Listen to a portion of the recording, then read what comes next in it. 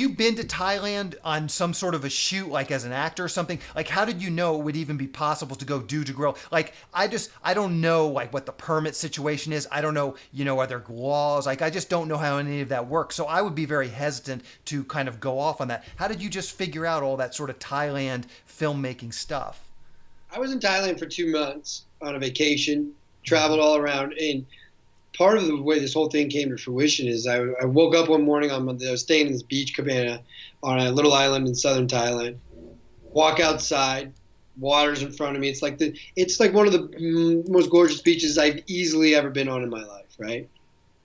And I was sitting there and I was like, man, I would watch somebody eat a bowl of Cheerios on this beach for at least 5 minutes. You know what I mean? Like, it's so beautiful here. This is not rocket science. And so part of what I was also thinking as I was thinking this, I was like, man, the setting here is insane. It's gorgeous.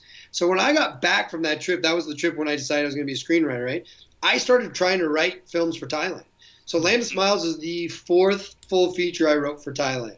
The first 3 are lining bird cages somewhere in, California. But I finally figured out something that I could do there because I just really wanted to tell a story there. Part of it was the aesthetic of the actual country. Part of it was the people of the country. Land of Smiles is the actual nickname of Thailand because the people are so friendly.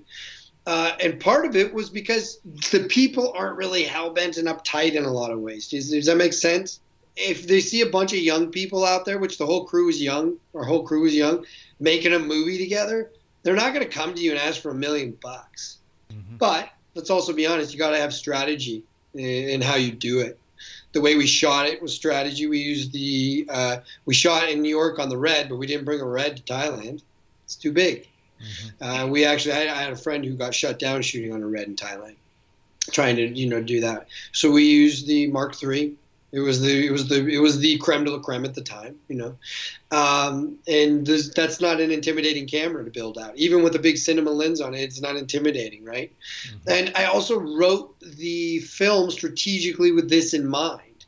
And I'm not going to lie to you and tell you that what the film is what I wrote.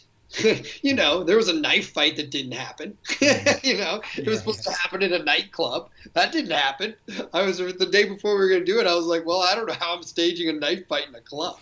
That's not going to happen at all. So you'll see, if you ever see the film, you'll see that the knife fight turned into a very subtle moment where I actually acted in the film too because I needed to save money on another actor, where a character doesn't pull a knife as much as flash the knife. A very subtle version because the scene might or might not have happened in a live club with people just hanging out.